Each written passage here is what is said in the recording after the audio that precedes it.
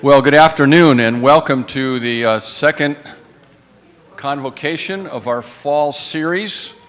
For those of you who don't know me, who are on YouTube, my name is Terry McGonigal, a resident here at the Grove and one of the people that helps to coordinate the putting together of the lineup of speakers for each week. And we are thrilled to have you here both in person and online on our YouTube channel. And as I mentioned last week, we are going to introduce 8 different living units of residents here over the fall. So last week we met Tom Renard and Sandy Tice and Patches Thomas, and today we get to meet Don and Bev Hagner and Charles Svendsen, and we look forward to this conversation. Our family, Suzette and myself, have a long history with the Hagners, and Suzette's going to carry on the conversation with the Hagners, and then when that's all done, Charles, you and I will dialogue a little bit about the fascinating legacy of your life and your ministry. So we look forward to all that we're going to learn and hear in the next hour. So we'll go about maybe 20 minutes with the Hagners, and then it'll be time for you to ask questions or make comments.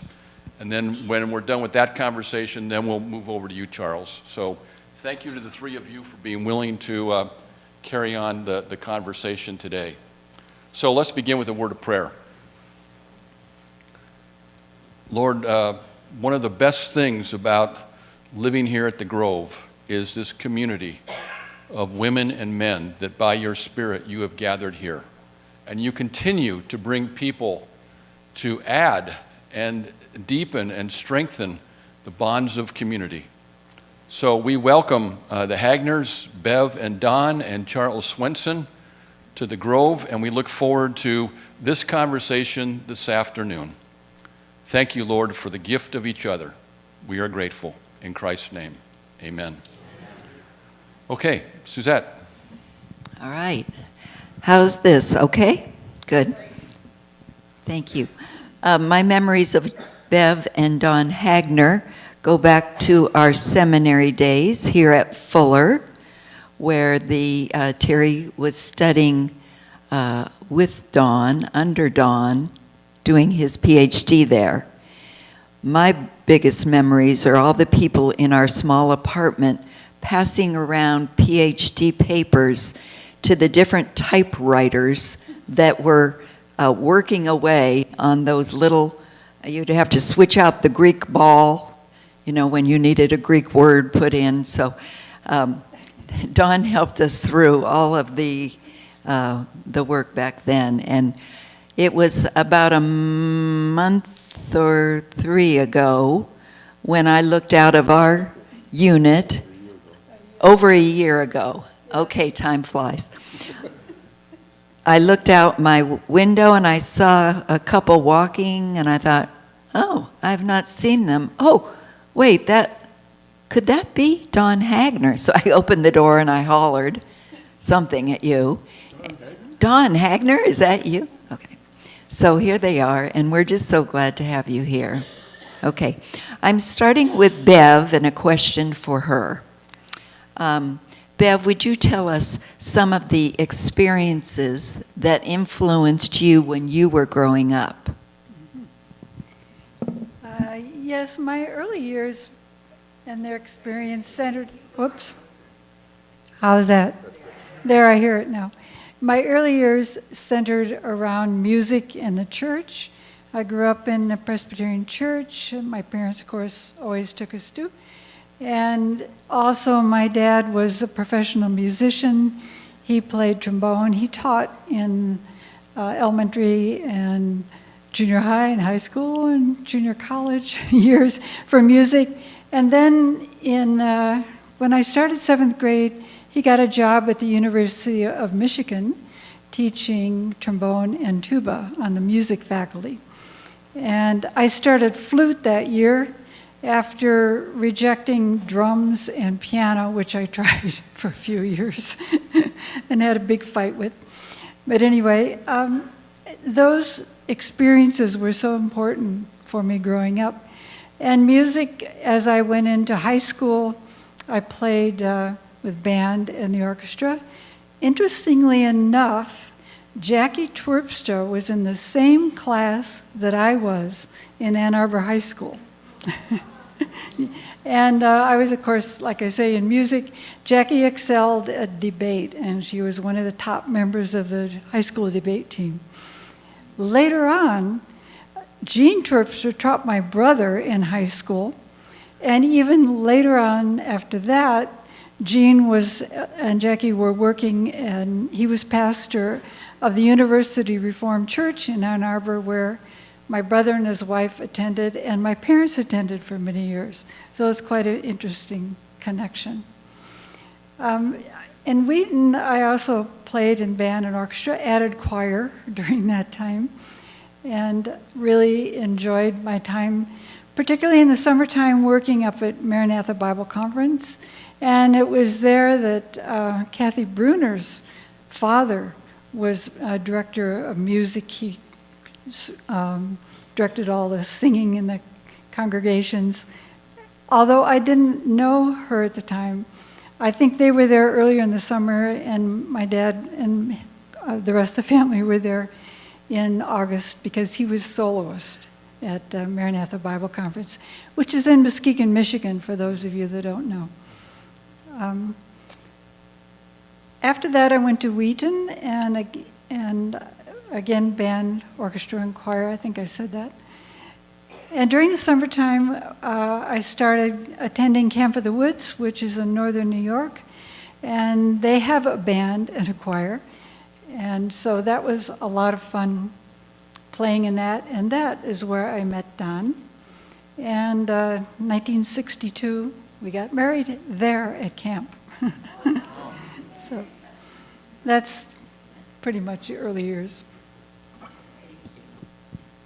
And you later became a psychologist, and we'd like to know what influenced you to become a psychologist and what you had done with that. Mm-hmm. Fast forward about 10 years from graduation at Wheaton, and meantime I taught junior high and did some high school counseling. Don said to me one day when it was becoming pretty obvious we weren't having a family, he said, "You aren't going to be happy with the rest of your life just taking care of me.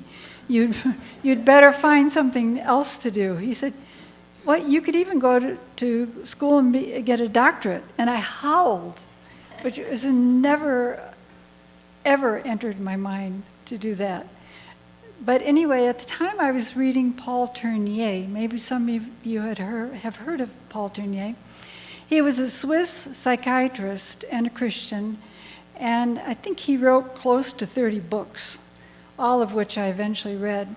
But he was very influential in my life going into psychology.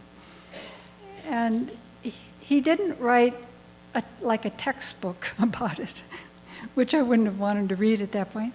But he wrote very anecdotal stories about clients he'd worked with and how they were able to overcome their work and the themes he used in that. And I just found it transfixing and really enjoyed it a lot.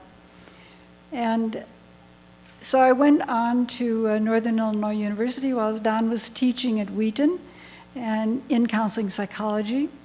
State of Illinois at that time did not have any regulations or rules for becoming a psychologist. Only 3 states did, California, New York, and Florida. Now I think almost all the states. You must have a license before you practice.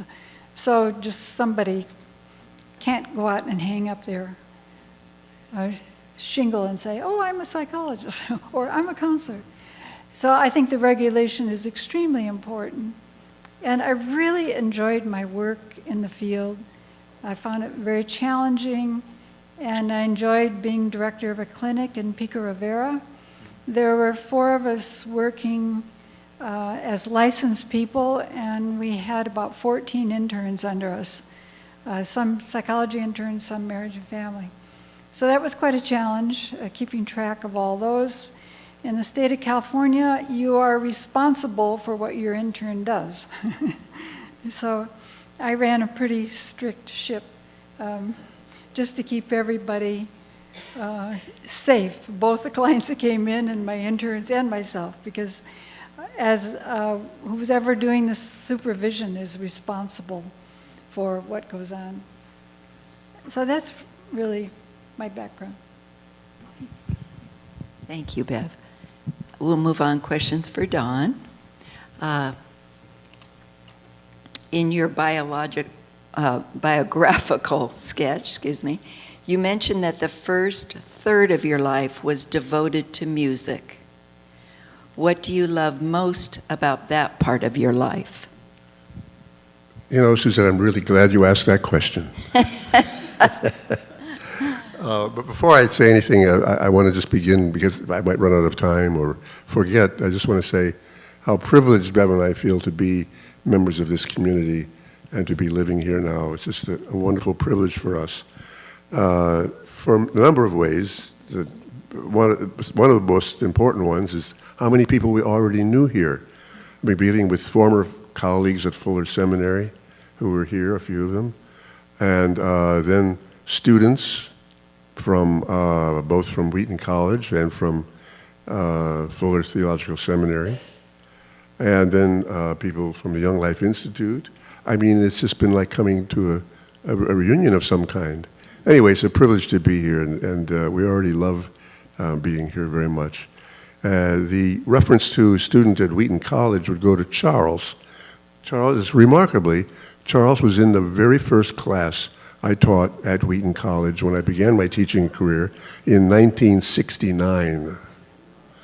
He was a freshman, and he flunked out of Bible 1. No, you did. You passed out of Bible 1 because you knew the Bible so well already, and took my Romans class.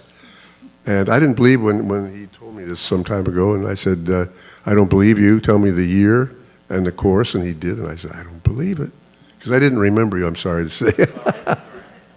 I have to add something very quick here. We got to Wheaton on a Saturday because of Don's oral exam in University of Manchester in England. On Monday, Don started teaching, and he was going out the door, and I said, do you know where you're going? and he said, yeah, I'm going to this building. And I said, where's your class? And he said, well, it's in this, and gave me the name. I said, that's not the building. I said, your mother better take you to class. Well, the reason was I began teaching at Wheaton exactly 1 week after my oral exam in Britain. And we had just, by the time we finished the oral exam and packed up and came back, we'd only been in the States about 2 days. And I had been to Wheaton College before, but never on sort of from the inside, so to speak. Anyway, to the question that Suzette asked, what do I love most about my first third of my life? Of course, it's music. It's the fact that I was able to, I probably was saved from a lot of difficulty. I grew up in the middle of Chicago, in the city, close to an area, in the area where Moss works as a Presbyterian minister. And I didn't know him then, of course, but in the Lakeview area. I went to a high school that had a music program that was the equivalent of many college programs. Very privileged to do that. And went from there with a music scholarship to Northwestern University. Playing the tuba, you could have asked, why did you choose the tuba? I wanted to play clarinet, but I was a tall man, a tall young man, and they needed a tuba player, and they had plenty of clarinet players. So I ended up playing the tuba, and I was very pleased about that because not many people played the tuba, and even fewer played it very well. And I had excellent teachers, and I got the scholarship, and I got a free education at Northwestern for that. My love for music, one of the things that unites Bev and me a lot is our love for classical music. We love classical music, and that is a wonderful gift. Music and humor are two of God's greatest gifts, and we've enjoyed a lot of both of them. The tuba, I must say, I must defend the tuba for about 2 minutes anyway. The tuba is a much misunderstood and maligned instrument, even by people in the present audience, who need not be named. The tuba is not just an instrument that goes oompa, oompa. In fact, the tuba doesn't do that at all. And certainly not in a symphony orchestra. Maybe in a polka band, maybe in some kind of a polka band, but not in the symphony orchestra. To play the tuba is to be the bass voice of the brass choir of a symphony orchestra. And for me to eventually make it into the Chicago Symphony Orchestra as an assistant and to play in that marvelous brass section was a thrill that still remains to me to this day. That brass section in Chicago Symphony under Fritz Reiner's era and Scholte's era after that was one of the greatest brass sections in the world, and had a particular sound which I was instructed in, and it was just an amazing thing to be a part of. So that was the thing I enjoyed an awful lot, and for the rest of my life, music has been very important. Listening to it, going to concerts, and reading about it, and so forth. So protected me perhaps from getting in the wrong crowd at high school. You know, in high school, it's easy to get in with the wrong crowd, and I grew up in the city, and I was delivered from that by having something to devote myself to with all my energy, and that was studying the tuba. Anyway, so much for the commercial about the tuba. What else would you like to ask me? Thank you. You made a shift from music to theology and became a professor. And would you talk a little bit about what you love about being a theology professor? So what I love about being a professor of theology, which is where I ended up in the last 2/3 of my life, was being a teacher of students who wanted to learn about the Bible.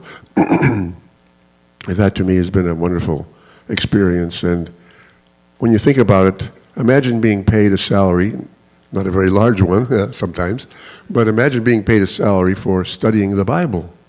I mean, what could be more wonderful than that? And I love the New Testament. I love theology.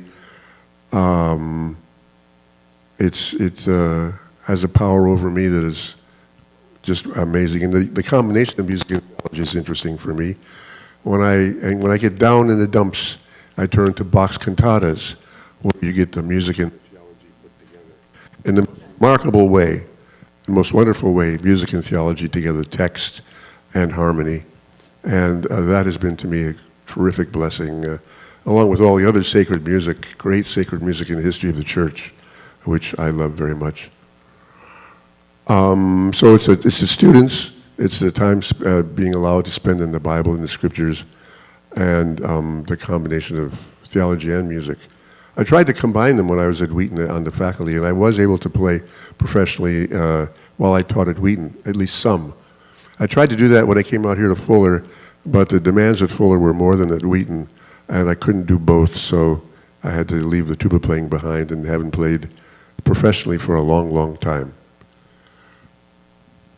You still have your tuba with you? Thank you. I have one small tuba. One small tuba.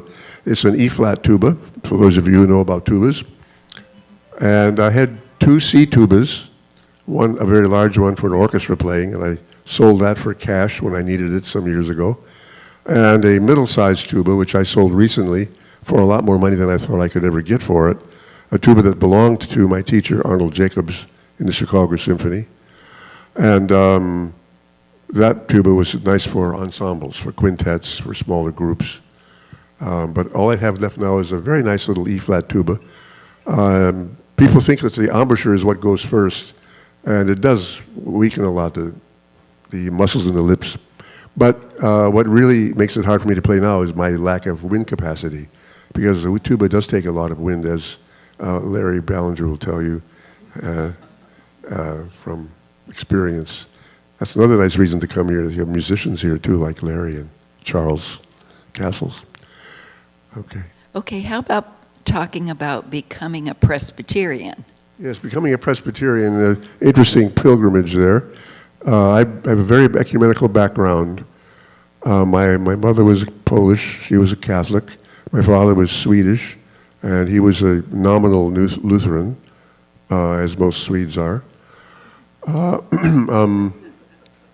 And so I didn't get much Christianity at home. In fact, I didn't get any at home except for the crucifix in my mother's bedroom. This is something that couldn't happen today, but when I graduated from the 8th grade, my 8th grade teacher, the last day of class before we went on to high school, said to all of us, "You're going to become adults now, you're going into high school, and I believe that every adult should have some religious faith to sustain them in life." And she said, any of you who are not going to a church or a synagogue, in those days there were no mosques to speak of, anybody going to a church or not going to a church or a synagogue and would like to, come and see me after class. So I stayed, and I felt under conviction. It was like an altar call for me. I had tears in my eyes. And she went around person to person and said, "Well, tell me about your parents." And I said, "My father's Swedish. He owns a Swedish bakery on Belmont Avenue." And she said to each person and to me, she said, "Go home and ask your parents if they mind if you go to this church or this synagogue." It happens it was just at the time when the confirmation class was going strong in a nearby Lutheran church. And I got in that confirmation class and studied about Christianity, fell in love with it, and was ready to be confirmed when the pastor found out I hadn't yet been baptized. You can't be confirmed unless you're baptized, I think. And so I had to be quickly baptized. And then I got into the confirmation class, and that was my Lutheran experience, and it was very real to me, and I still love the Lutheran Church very much.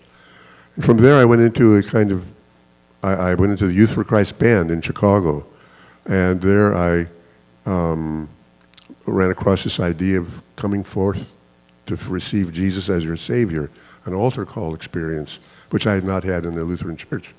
And I went back to my pastor and said, "I don't think you folks here are Christians." And he said, "What?"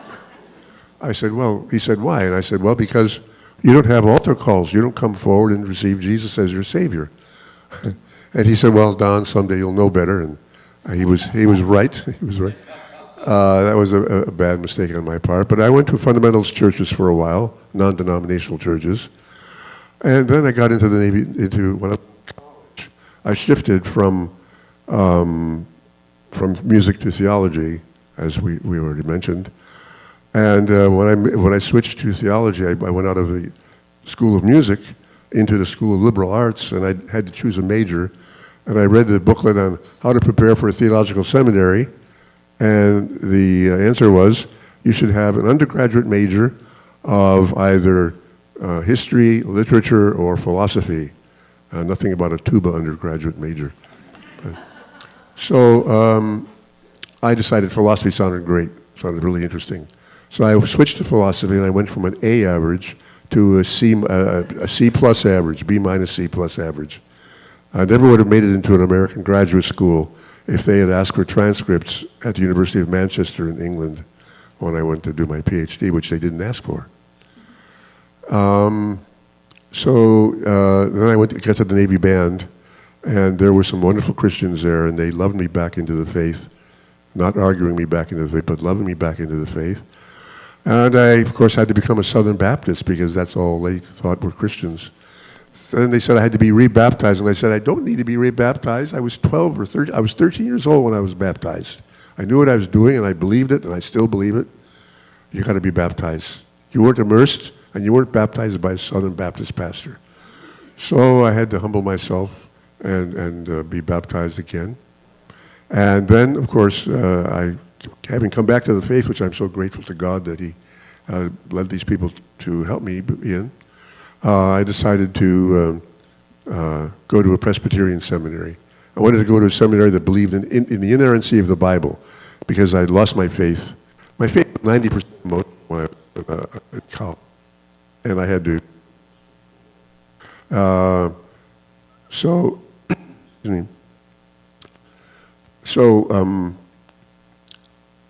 I chose a Presbyterian seminary, much to the chagrin of my Baptist friends, my dear friends. A Presbyterian seminary. I only knew 2 schools that believed in inerrancy at the time. There were more, but I didn't know them. One was Dallas Seminary, and the other one was a new seminary starting in St. Louis called Covenant Seminary. Dallas, of course, you know. and Covenant. Now, Dallas is dispensational theology, had only a 4-year program, whereas Covenant had a 3-year program. And I thought, if I make it through 3 years, I'll be lucky. So I'll do the 3-year program. I was oblivious to the fact that Covenant theologians are diametrically opposed to dispensational theologians. It didn't matter to me at all. So I got into this Covenant seminary, which was a schismatic 4th-generation Presbyterian seminary. Princeton, Westminster, Faith, and Covenant break off each time for various reasons. Very sad story when you think about it.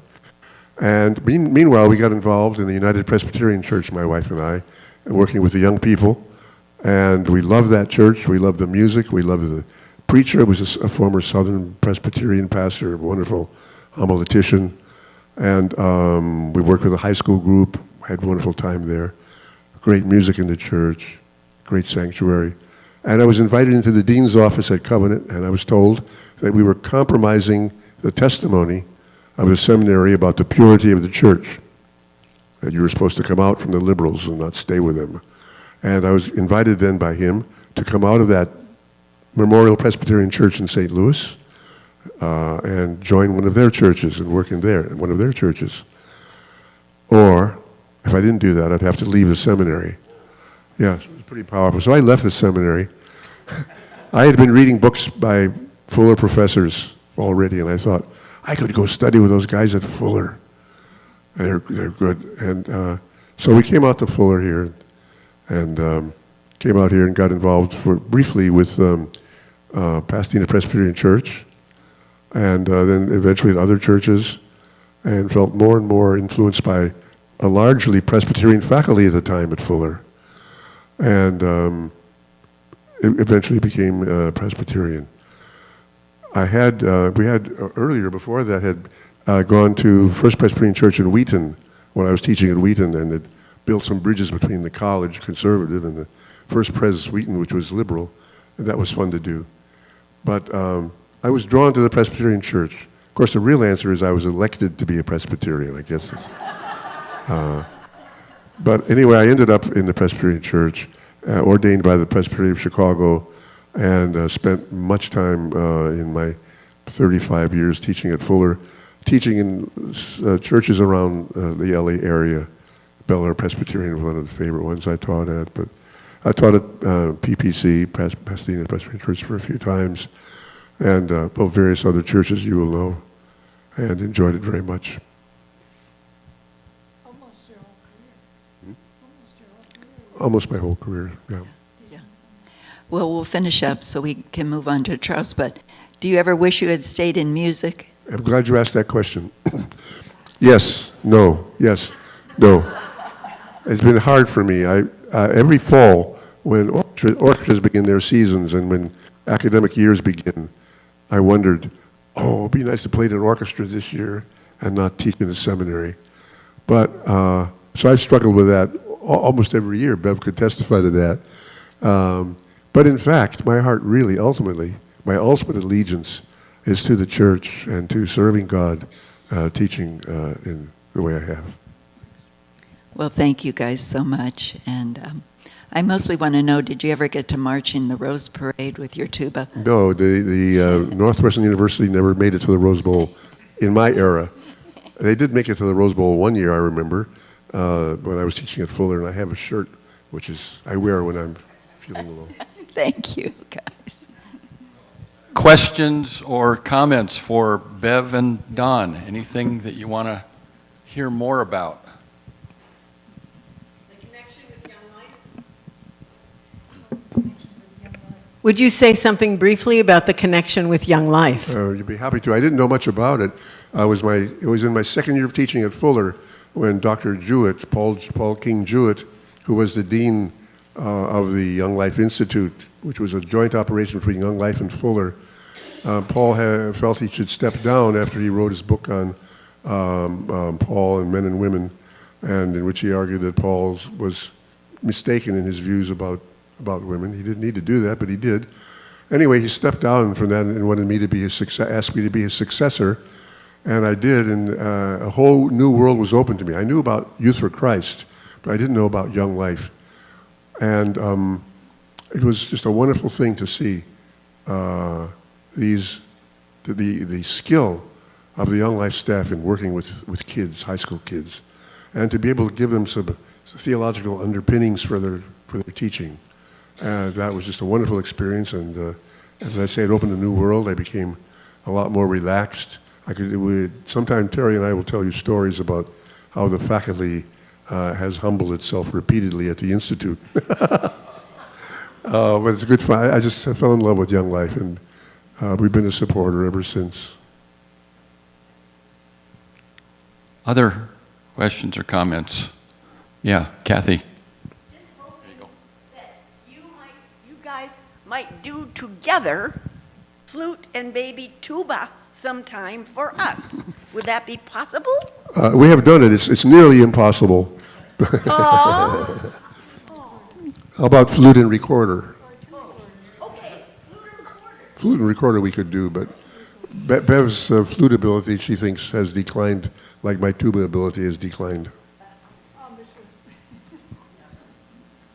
But I might take up the recorder. It's easier to play. One of the common pieces of life for Charles and myself is that Don has been our professor. And Don, we are so deeply, deeply grateful. You studied under Don at Wheaton, and Don, you were one of my co-mentors in my PhD program at Fuller.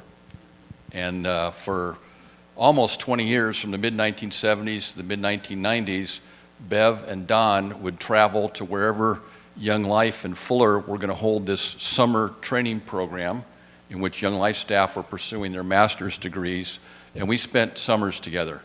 And so Suzette and I have commented so often about the memories we have with the two of you and so many others as we carried on that really important ministry of providing theological education for people that were doing their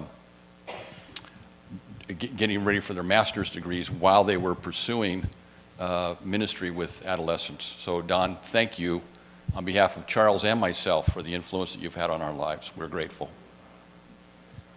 I just want to explain this. In case when Charles Svendsen is a Norwegian, I forgot my Norwegian mug. I was going to and in case he influences you too positively toward Norway, I thought I'd bring my Swedish flag and just put it up here so that it'll be a counteract anything that he says that's All right, done. there we go. Well, let's move over to Charles. Bev and Don, you already mentioned the intertwining of relationships that we experience here at Monte Vista Grove, and one of those intertwinings is that Charles and Suzette were high school friends together at La Cañada High School at the same time.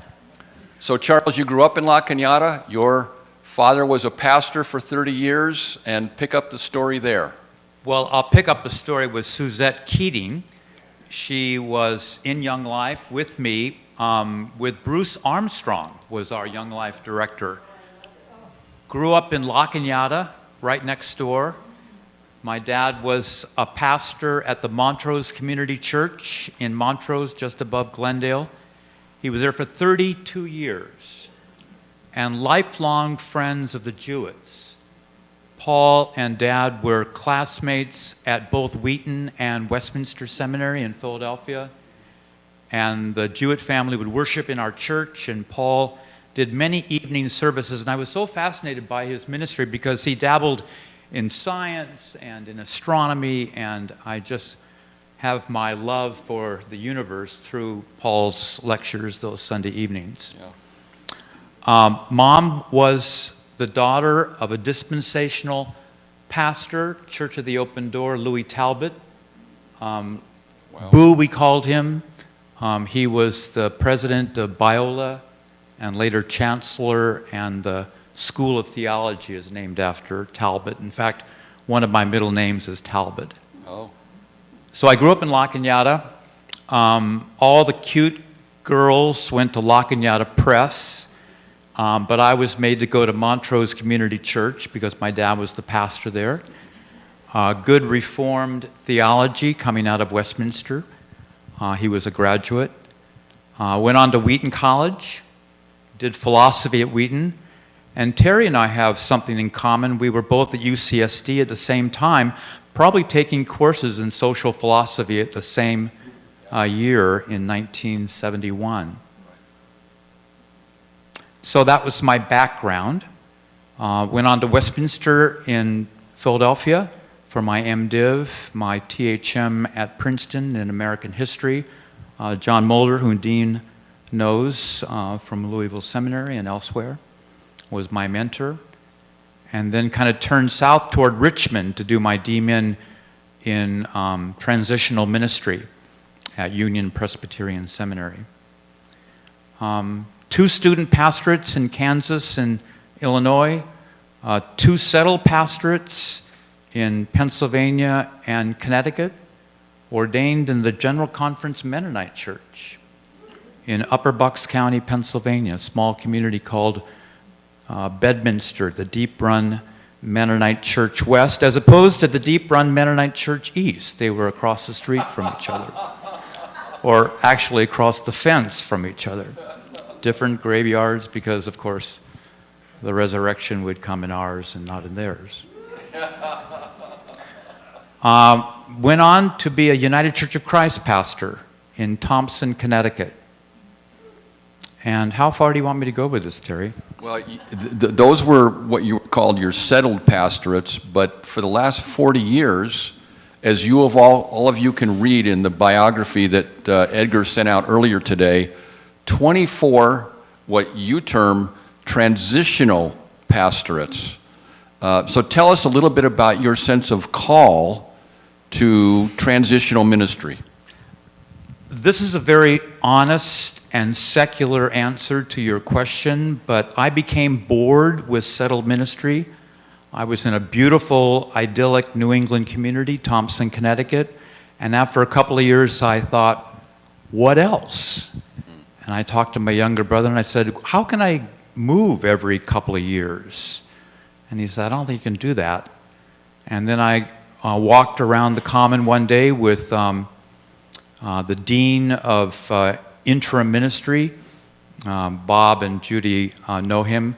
He wrote Temporary Shepherds, and he said to me, we're training pastors to be transitional pastors. I was 33 years old. I finished up 4 years in Thompson, moved on to Scotland and Australia and New Zealand. Where's Jim? Back there. Did a couple of stints in New Zealand and did 11 interim ministries in the UCC, under the UCC, and then another 10, 12, 14, 24 altogether in the PCUSA. Mostly in New England and New York in the UCC, and then on the West Coast here with the Presbyterian Church. Love transitional ministry. I think it's a better word than interim ministry because it defines you in place, in time, rather than you're a bookend between 2 other pastors. I know many of you through interim education. I taught interim training for pastors at Zephyr Point for 10 years and Montreat for 2 years. Say a word about the unique characteristics of what it is to be in a transitional period in a congregation, and for you as the spiritual guide for that congregation during that time. You can do some things and you can't do a lot of other things. So you spend your first few months figuring out what you can do with the congregation and you let all the rest go. So you don't invest yourself in buildings and long-term relationships and futuristic thinking. That's for the next pastor to come along.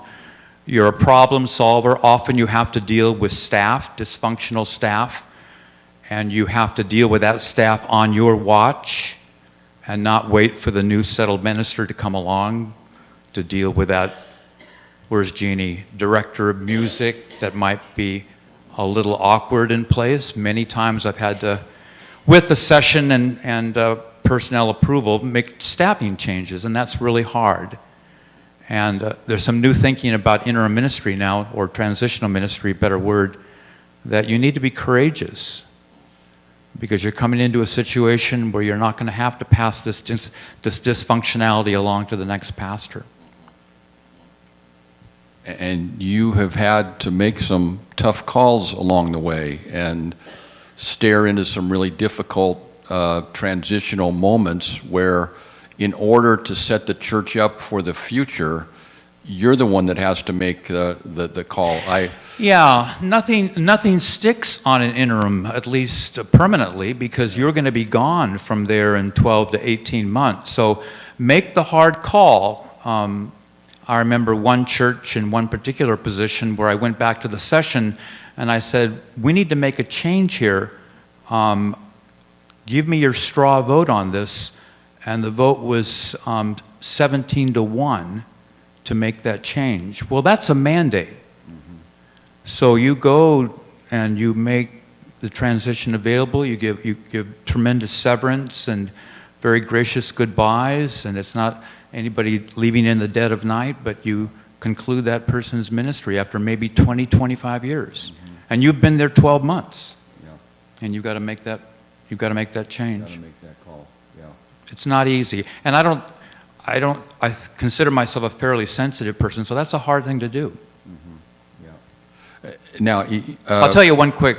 Go ahead. I was in the Hollywood Bowl one night, and this woman was sitting next to me, and at halftime, or at the interval, she turned to me and said, "Do I know you?" And I said, "Yes." And she said, "Are you a lawyer?" And I said, "No." "Are you a pastor that fired me 30 years ago?" Then I moved seats. Sat someplace else for the second part of that concert at the Hollywood Bowl. I moved to the back, right? Yeah.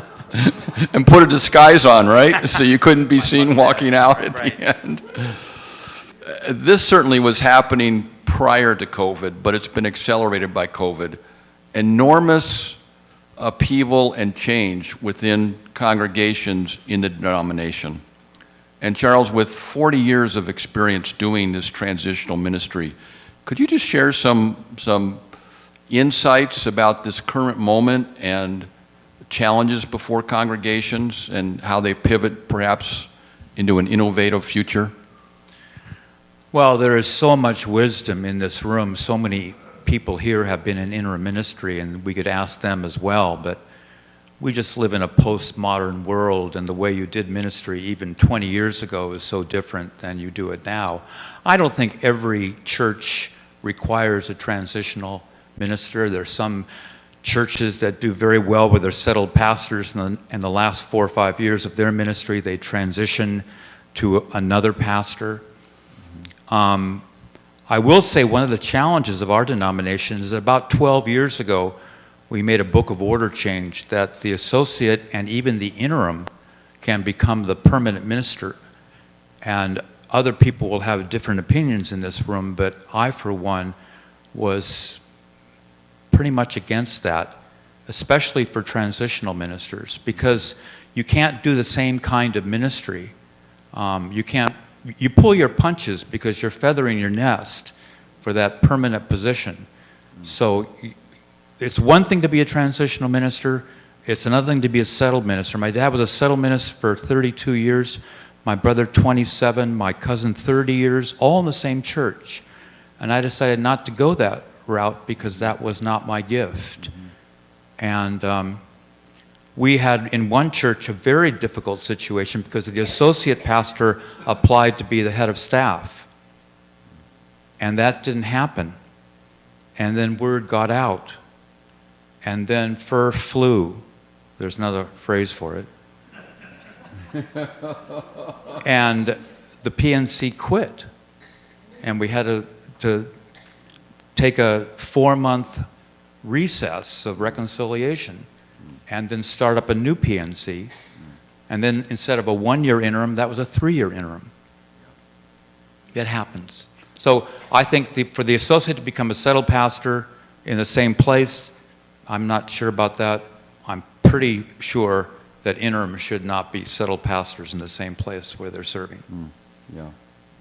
Well, thank you for your faithfulness in serving so many congregations, not only here in the United States, but in a variety of different places. Any comments about your perceptions of transitional ministry in Australia or New Zealand, Scotland, compared to what it was like here in the United States? Well, Jim could probably say a lot more about this than I could, but there was so much respect for a pastor, a minister in New Zealand. Everyone knew you in town, and here I tell my hairdresser, who's 30 years old, that I'm a retired Presbyterian minister, and she thinks I'm from the moon. She doesn't know what in the world that means. But if you say that in Scotland, they know what that means. Yeah. Or Australia even, Yeah. or in New Zealand. Yeah. And you go to Australia today, my sister and I are going to go there for another month, for a month in a month. And they have such a high view of the American people, so blessings. Yeah. Well, questions, comments for Charles along the way? Yeah, Betty?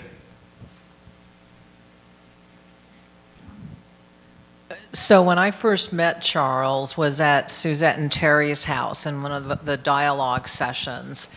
And he asked me a few questions, and I mentioned where I had been on session or been a deacon. And he's like, oh, I was there. I was there. I mean, it's like I mentioned a church nobody's heard of, and he knows it because he served there as a transitional minister. So my question is, can you count on one hand or two hands how many states you haven't lived in? Do you know?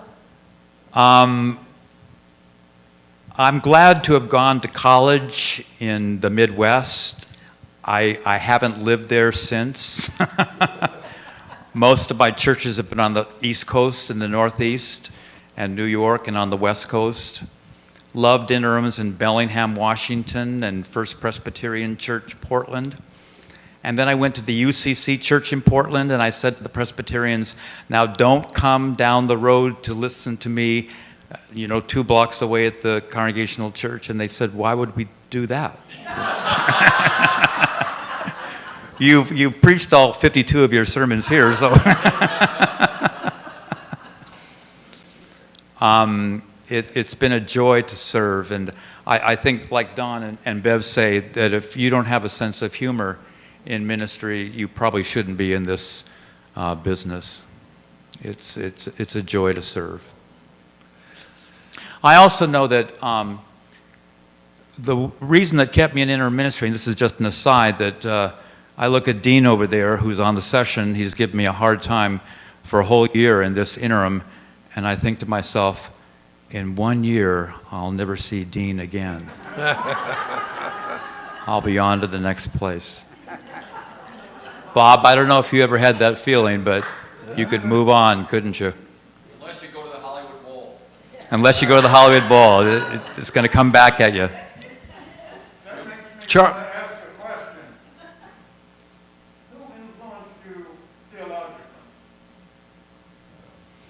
I had professors at Westminster that influenced me theologically. Norm Shepherd, for one. All my professors seem to have gotten run out of town after a while. My dad was probably the most influential theologian in my life, as was my brother. My brother died of colon cancer 4 years ago at age 63, and he was a theologian's theologian and a good pastor, and so I miss that. I'm really more of a historian than I'm a theologian, so American church history that John really introduced me to at Princeton years ago has been my bread and butter. Yeah. Jerry Hawthorne, who I was talking to Don, who was my Greek professor at Wheaton, was a great influence for me. Doug Otati, liberal Presbyterian, wrote that book, Liberal Presbyterians and Other Crazies, or something like that years ago, was a great influence for me. Charles, you mentioned going to New Zealand. That's an experience that we share. What surprised you about the church in New Zealand or the people of New Zealand that impacted your life, that had an influence? I was surprised by how politically progressive they were. They sort of stood between the East and the West when I was serving there. They weren't pro-America necessarily. Lately, they were really scratching their heads about our leadership. I'll let you kind of fill in the blanks there. But they were very globally aware, these people. They had traveled. In New Zealand, college students take a gap year and they travel the world and come back. Much more world-wise than I think our students are. Yeah. Well, no, they were just gracious people. I served a small church in Fielding. I had another little church that I served once a month, and then another church I served 4 times a year. So it was a 3-point charge. More cows than people. Sheep. Yeah. Peggy? Yes, I'd like to know what are some of your avocations, your interests? Who are your favorite secular authors? Because there's no great book that was ever written that wasn't theological. But who are some of your favorite novelists, artists?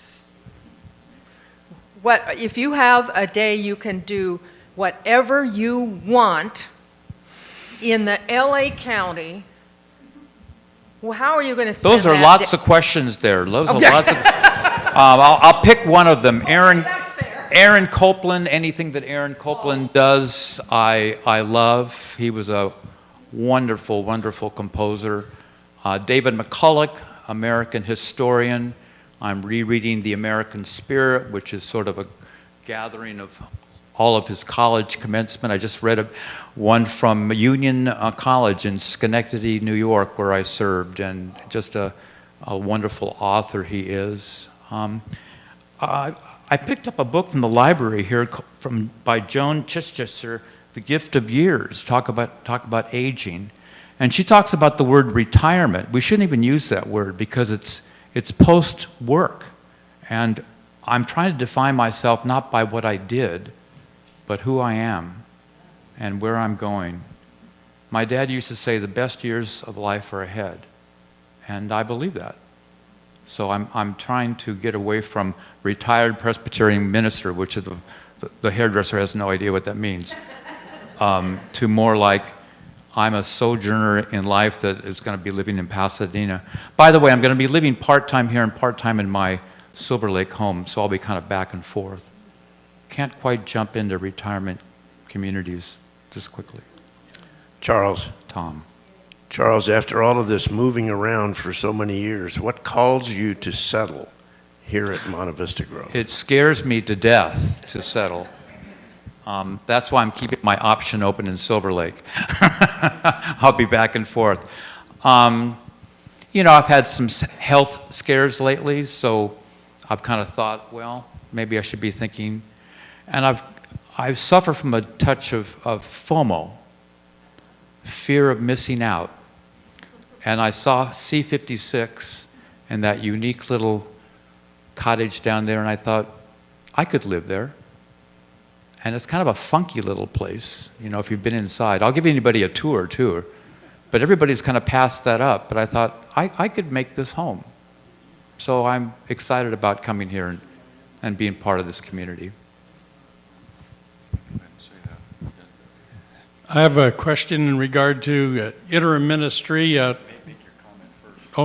comment is in regard to interim ministry, working with the different churches and doing that for a few times. I discovered some of them are more historical societies than they are churches. And in the many that you went through, that you worked with, did you see this very often, and how well, after interim ministry, do you find that churches are on a pretty good grasp to deal with the future? I served the Plymouth Church in Brooklyn, New York, where Henry Ward Beecher served for 40 years. And everywhere you went, there was a picture or a statue of Henry Ward Beecher. I tried to move them out of that historical thing. I don't think I really did very well doing that. I go back and there are still pictures of Henry Ward Beecher and things. Some of these things are just ingrained. Those are the things that interims can't do, you know. You come into a church with a history of 40 years with Henry Ward Beecher, and you're not going to make a dent in that. So set it up for the next person to at least have a shot at that. Now, I've served a lot of historic churches, and I remember being in Scotland, and I was a UCC, quote, missionary, and I got a letter from a little church in Ohio saying, "Dear missionary," and I read it to this 9-century-old church in Scotland, that I was a missionary to them. And they laughed and laughed and laughed. Well, Thanks. In terms of missing out, we would be missing out if the three of you hadn't decided to come here. So we are very, very grateful for your presence and look forward to the intertwining of our lives for many, many years to come. Let's just pray a prayer of blessing upon Charles and Bev and Don. Gracious God, for the gift that these people have been to your church and to the world, we are grateful for their faithful service. And now we are very grateful that they are a part of this community and look forward to all that we will learn from them and how our lives are going to be enriched as we go on this journey of going forward together. So we thank you for Charles and for Bev and for Don. We pray your blessing upon them as they dwell among us here at Monte Vista Grove. In Christ's name, amen. Well,